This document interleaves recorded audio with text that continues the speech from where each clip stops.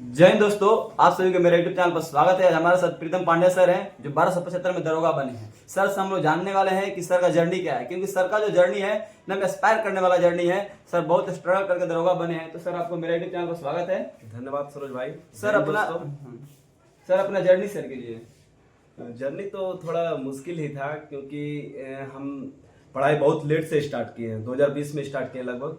उससे पहले हम पार्ट टाइम जॉब करते थे और मेरा पढ़ाई उस समय स्टार्ट हुआ जब हमारे घर में मंझले भाई का जब जॉब हो गया। तो उस समय हमको लगा कि नहीं, अगर मेहनत करेंगे तो आराम से जॉब हो जाएगा।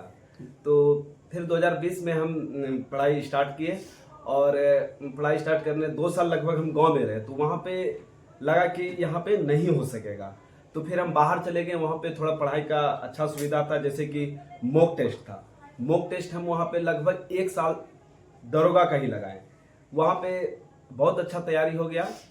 और सर ये बताइए कि हम सुने कि आप बता रहे थे कि 10th में बहुत कम नंबर आया था। हाँ। तो और बहुत लोग होते हैं कि सोचते हैं कि 10th में हम फेल हो गए या सेकंड डिवीजन आया, थर्ड डिवीजन आया तो हम दरोगा नहीं बन सकते हैं, कि मेरा वो लेवल नहीं है। तो सर आपका जब 10th में इतना कम नंबर आया था, क्योंकि बता रहे शेयर कर रहे थे जब आपसे बात हुआ, तो वहां से आप किस तरह से अपने आप को मोटिवेट करके और दरोगा के बारे में सोचे, क्योंकि जो लड़का 10th में कम नंबर आ जाए वो सोचे हमसे कहाँ होगा दरोगा, है कि नहीं सर? तो उसके बारे में सर थोड़ा सा शेयर कीजिए। हाँ, मार्क्स के पीछे तो कभी जाना ही नहीं है। बच्चे का बस तैयारी मैटर करता है कि तैयारी कैसा है। क्योंकि 10th में मेरा बहुत ही कम मार्क्स था, सेकंड डिवीजन हुए थे और मैथ में तो बहुत कम मार्क्स था, बताने लायक है भी नहीं। करीब 40 नंबर था उसमें। तो लग रहा था कि मैथ हमसे होगा नहीं। लेकिन 2020 में जब हम पढ़ाई स्टार्ट किए तो उस समय दिमाग में था कि दरोगा में मैथ नहीं पूछता है, लेकिन पूछता है। इसको एकदम दिमाग में नहीं लेना है कि मैथ नहीं पूछता है। तो वहाँ पे थोड़ा कम पीटी में था, तो हम थोड़ा कम पढ़ते थे मैथ। उसके बाद जब आशीर्वाद में गोपाल सर थे तो वो हमको बोलते थे कि कोई भी एग्जाम के लिए मतलब सारा चीज कवर करना पड़ेगा, तो मैथ भी कवर करना पड़ेगा। अगर मैथ जिस बच्चे का नहीं है तो वो एग्जाम नहीं निकाल पाएगा। तो वहाँ से धीरे धीरे जैसे सेट में जो आता था तो हम एक एक क्वेश्चन अपने छोटे भाई से पूछते थे कि भाई इसका क्या होगा, इसका क्या हो गया। तो वो सारा क्वेश्चन हमको मैथ का बताता था, जिससे मेरा थोड़ा बहुत मैथ ठीक हो गया। और जब हम पीटी का एग्जाम दिए तो उसमें 5 मैथ था, तो उसमें हम करीब 4 मैथ बना दिए। फिर जाके मेंस हुआ तो उसमें हमको घबराहट लग रहा था कि 20 क्वेश्चन करीब मैथ और रीजनिंग रहता था, वो मेरा वीक था एकदम, तो ये कैसे होगा। लेकिन मेंस का तैयारी करने वक्त भी मैथ पे थोड़ा हम ज़्यादा ध्यान दिए उस समय, और तैयारी करते करते अच्छा मैथ हो गया। तो उसमें 20 में मेरा मैथ और रीजनिंग 20 का 20 सही हो गया। बिल्कुल सही। सर ये बताइए कि आपका प्रयास कौन सा था, अटेम्प्ट कौन सा था दरोगा का? पहला प्रयास जब हम गांव में थे तो उस समय हम बस टेलीग्राम पे सेट मारते थे और बस यही करते थे। तो हम सेट मार के जब देने गए तो उसमें सिर्फ 110 नंबर आया, तो हम पीटी क्वालिफाई नहीं कर पाए थे। अच्छा, तो कौन सा वो था, मतलब अटेम्प्ट कौन सा था? 1275 फाइनल हुआ तो ये कौन सा अटेम्प्ट हुआ ये था? दूसरा अटेम्प्ट था। और ये मेरा मतलब कि जिंदगी का जब पहला रिजल्ट बना तो इसमें ही मेरा सब कुछ हो गया। पीटी हुआ, मेंस हुआ, रनिंग भी हुआ और मेरिट भी बन गया। बिल्कुल सर। सर इसका श्रेय आप किसको देना चाहते हैं कि सबसे ज्यादा आपका इस मतलब दरोगा के मतलब ये स्ट्रगल करने या दरोगा की तैयारी करने में आप उस फील्ड में गए, वो किसको मतलब श्रेय देना चाहेंगे? ये मेरे मंझले भाई जो कि वो जॉब में थे, तो वो बोलते थे कि तुमसे हो जाएगा, तुम तैयारी करो। वो हमेशा बोलते थे कि हम पढ़ रहे ना, तुम मेरे पास आओ, तुम कुछ मैथ बनाओ। तो उस समय हम ध्यान नहीं देते थे, लगता था कि नहीं, बिना पैसा का जॉब नहीं होता है। जब भाई का हो गया तब लगा कि हाँ हम करेंगे। तो उसके बाद हम स्टार्ट किए। फिर जीजा जी हमारे वो भी हमको बोलते थे कि आपसे हो जाएगा, आप पढ़िए। फिर वो हमको पढ़ने के लिए भागलपुर भेजे। बस। अच्छा, तो आप लोग देख सकते हैं कि सर जिस तरह से स्ट्रगल रहा इनका, 10th में इतना कम नंबर रहा। फिर ये प्राइवेट जॉब भी हालांकि सर किए थे ना सर? जी सर, प्राइवेट 5 साल किए थे।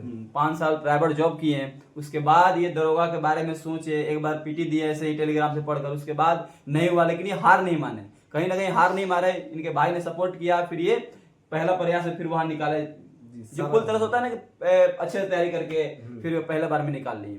तो आप लोग भी इस तरह से कर सकते हैं तैयारी। सर एक बार बुक लिस्ट भी बता दीजिए, क्योंकि अभी 1799 वैकेंसी आया हुआ है, तो उसमें आप भी बताइए थोड़ा बहुत बुक की कौन सा बुक पढ़ना चाहिए इनको। हाँ, सबसे ज्यादा मतलब कि स्टूडेंट का रामबाण है वो है मॉक टेस्ट। मॉक टेस्ट लगाने से बहुत ज्यादा कॉन्फिडेंट आता है, क्योंकि वो देते देते ना तो आपको ऑप्शन छांटने का भी आ जाएगा, क्वालिटी आ जाएगा आप में कि हाँ ये 4 ऑप्शन है, तो ये ऑप्शन इसका हो सकता है, ये ऑप्शन इसका हो सकता है। तो ये मतलब हो जाता है मॉक टेस्ट देने के बाद। और किताब जहाँ तक रहा तो लूसेंट ऑब्जेक्टिव सब्जेक्टिव है, आप उसका मतलब कि जैसे कहीं पे सिलेबस टेस्ट होता है तो वहाँ पे आप ऑब्जेक्टिव पढ़ के जाइए और कम से कम पूरा एक सब्जेक्ट का एक बार में जाकर टेस्ट दे दीजिए, इससे भी कवर होते जाएगा। बिल्कुल सर। करंट अफेयर के सर बता दीजिए। करंट अफेयर्स के लिए हम ऑनलाइन गौरव सर का पढ़ते थे और रेगुलर पढ़ते थे, क्योंकि रेगुलर पढ़ने से ना और ऑनलाइन पढ़ने से वो पूरा एकदम दिमाग में रहता है, तो हमको करंट अफेयर्स दिक्कत नहीं होता था।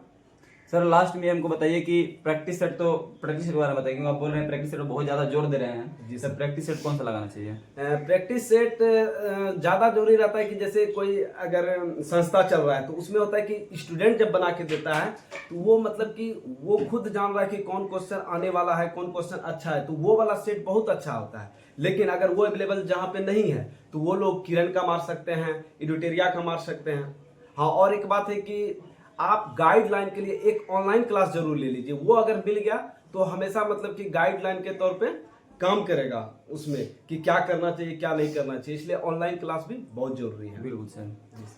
तो आप लोग समझ सकते हैं कि ये चीज़ करना है जो सर बताए हैं, इतना आप लोग कर लीजिएगा, आप लोग को हो जाएगा। सर ये बताइए कि लास्ट हमको ये बता दीजिए कि जो नए लड़के हैं, ठीक है, और पुराने लड़के हैं, इनको क्या गलतियां नहीं करना चाहिए अभी, क्योंकि दिसंबर में एग्जाम होने वाला है, तो क्या अभी वो गलती ना करें जिससे उनका सिलेक्शन में बाधा ना पड़े? हाँ, जैसे वो टेस्ट देने जाते हैं तो उनको मार्क्स देखना ही नहीं, ये नहीं कि हमारा मात्र 50 मार्क्स आ रहा है और दिसंबर में एग्जाम है तो कैसे होगा, ये सब बिल्कुल नहीं सोचना है, क्योंकि वो देते देते मतलब टेस्ट को देते देते ही इम्प्रूव होता है। और 50 तक तो कोई भी ला सकता है, एक महीने में भी ला सकता है, लेकिन जब 50 से 60 जाना होता है तो उसके लिए मेहनत कम से कम 4-5 महीना करना पड़ता है, तब जाके 50 से 60 होता है। 60 से 65 होने में फिर ज़्यादा टाइम लगता है, ये करना पड़ेगा।